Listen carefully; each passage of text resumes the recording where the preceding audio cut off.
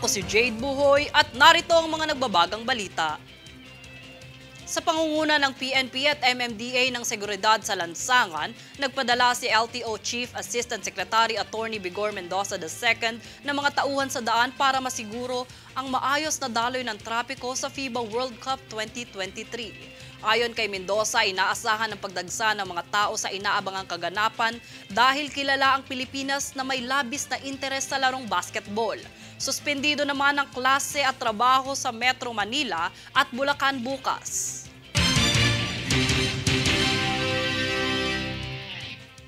Nagsama-sama nitong kamakailan lang ang mahigit 4,000 opisyal at kawani ng Department of Education o DepEd para sa 4th National Assembly of Education Leaders o NAEL. Ito ay inorganisa ng Association of DepEd Directors Incorporated na may temang Embracing the Matatag Agenda with Integrity, Competence and Diligence upang palawigin ang kaalaman ng mga kalahok sa matatag agenda at palakasin ang kanilang kakayahang mamuno para sa mas mahusay na pagpapatupad ng agenda. Ayon sa DepEd, layunin din ito na paghusayin ang kasanayan ng mga education leaders sa pamamagitan ng pagbibigay ng iba't ibang pagsasanay para mapataas ang antas ng edukasyon sa bansa.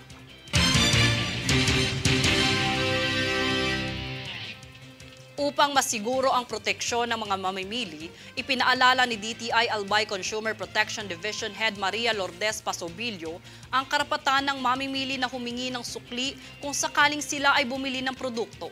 Dagdag pa niya, pera lamang ang nararapat na panukli at hindi produkto.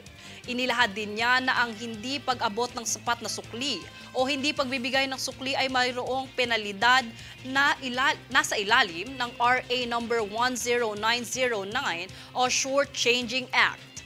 Ang penalidad ay nagkakahalaga mula 500 piso hanggang 15,000 piso.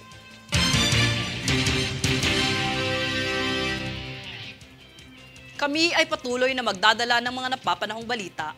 Ako si Jade Buhoy, tumutok sa mga pinakahuling ulat dito sa News Force. Sa ulo ng mga balita, PCG at ICG nilagdaan ng MOU para sa enhancement of maritime cooperation.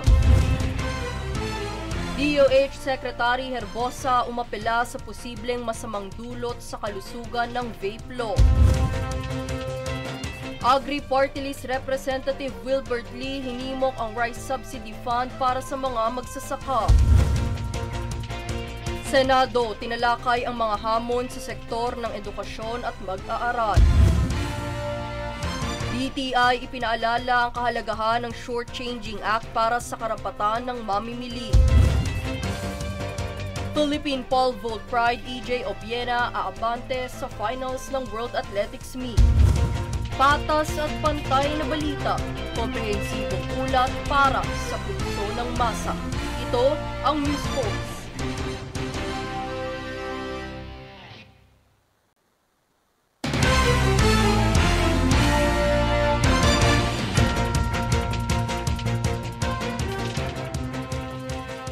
Ako si Jade Buhoy at narito ang mga nagbabagang balita. Malaking kwestiyon para kay ACT Party List Representative Franz Castro ang pananatiling mababa ng food at medicine allowance na inihahandog para sa mga persons deprived of liberty o PDL sa kabila ng inflation. Nasa 70 piso pa rin ang food allowance ng mga ito kada araw, habang nasa 15 piso lamang ang medicine allowance ng mga ito kada araw.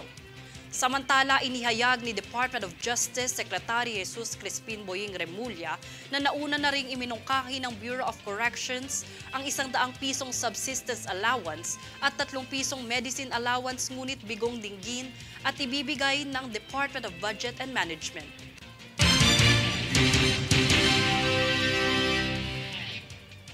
Sa pagkakaroon ng malnutrisyon sa bansa, siniguro ni Senador Win Gatchalian na patuloy na inilulunsad ang feeding program na tutugon sa kalusugan ng bata.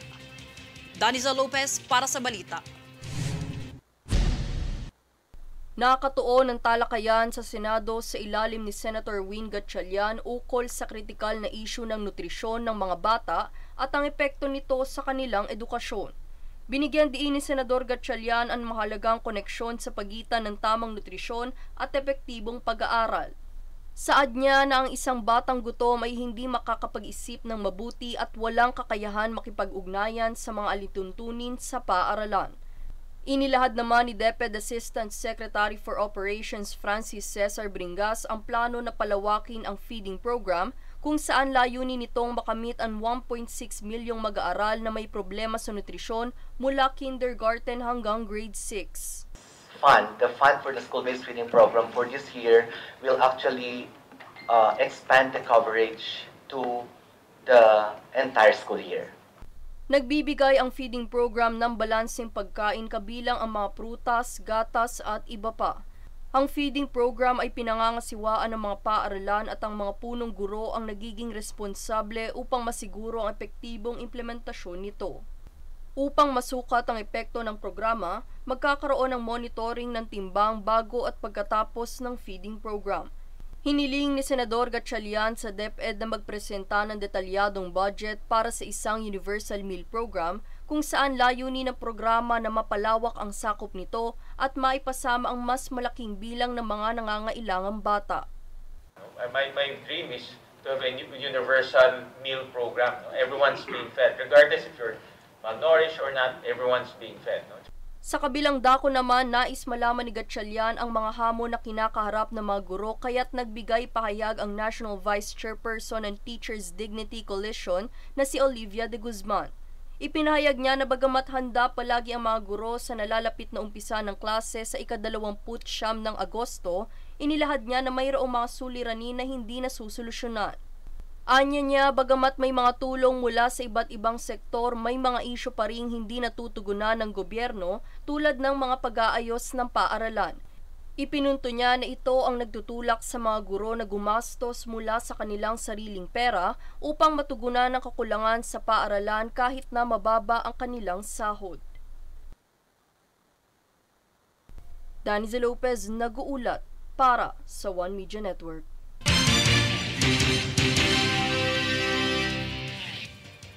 Nitong kamakailan lamang ay nilagdaan ng Philippine Coast Guard o PCG at Indian Coast Guard o ICG ang isang Memorandum of Understanding o MOU para mapahusay ang maritime cooperation sa ICG headquarters sa New Delhi, India.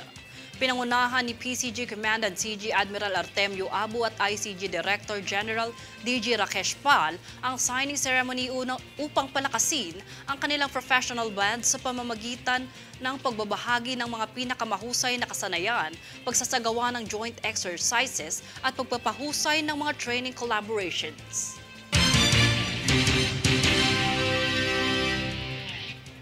Kami ay patuloy na magdadala ng mga napapanahong balita.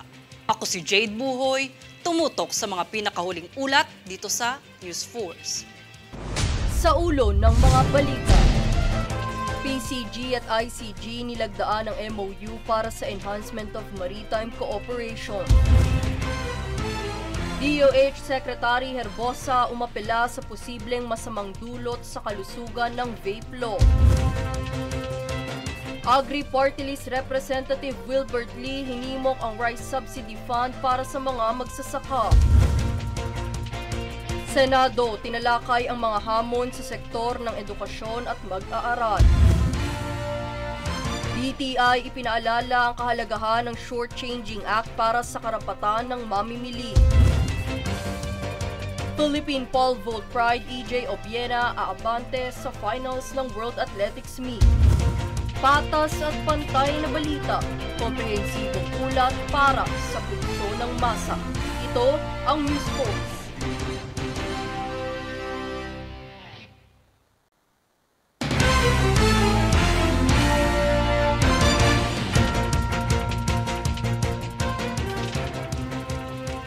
Ako si Jade Buhoy at narito ang mga nagbabagang balita. Ang Philippine Embassy sa Kuwait ay nag-repatriate ng kabuuang 108 distressed Filipinos, kabilang ang 2 minor de edad sa 3 flight nitong kamakailan. Ang halaga ng one-way ticket ng mga repatriated na individual ay sinagot ng DFA Office of the Undersecretary for Migrant Workers Affairs o OUMWA's Assistance to National Fund. Mula Enero nitong taon, ang DFA sa pamamagitan ng embahada at kanilang opisina ay nakapag-repatriate ng mahigit na 700 na Filipino.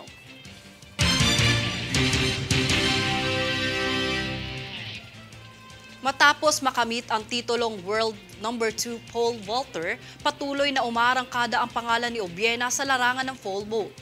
Ang detalye sa ulat ni Princess Castro.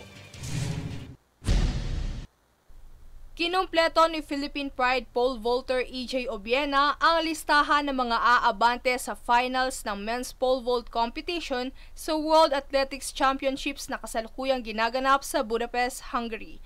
Ito ay matapos solidong makaalpas sa 5.75-meter jump sa qualification round ng kompetisyon kahapon.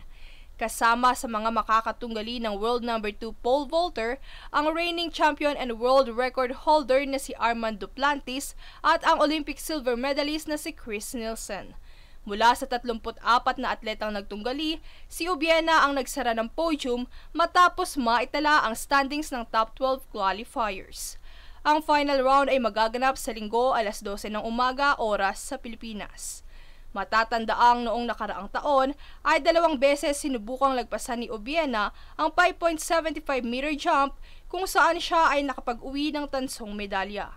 Dahil dito, hindi natinag ang kumpiyansa ng prominent pole vaulter at patuloy na ibinabandera ang pangalan ng Pilipinas sa larangang ito. Princess Castro, nag-uulat para sa One Media Network.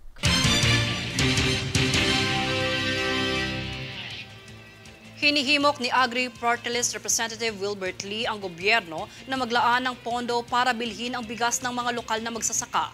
Ito ay upang magkaroon ng sapat na supply ng bigas sa bansa at maiwasan ang pagdedepende sa importasyon. Ipiniliwanag rin ni Lee na layo ng panukala na magkaroon ng Rice Incentivization, Self-Sufficiency and Enterprise or RICE program kung saan maglalaan ng pondo upang bilhin ang lokal na bigas sa presyo na hindi malulugi ang mga magsasaka. Kaugnay nito, nais rin ni Lee na ang bigas ay maibenta ng pamahalaan sa consumer sa mas murang halaga upang makatulong sa taas ng presyo ng bilihing iniinda ng mga mamamayan.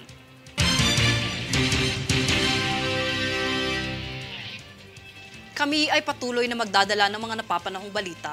Ako si Jade Buhoy, tumutok sa mga pinakahuling ulat dito sa News Force. Sa ulo ng mga balita, PCG at ICG nilagdaan ng MOU para sa enhancement of maritime cooperation. DOH Secretary Herbosa umapela sa posibleng masamang dulot sa kalusugan ng vape law. Agri-Party List Representative Wilbert Lee hinimok ang Rice Subsidy Fund para sa mga magsasaka. Senado, tinalakay ang mga hamon sa sektor ng edukasyon at mag-aaral. DTI, ipinaalala ang kahalagahan ng Shortchanging Act para sa karapatan ng mamimili. Philippine Pole Vault Pride EJ Obiena aabante sa finals ng World Athletics Meet.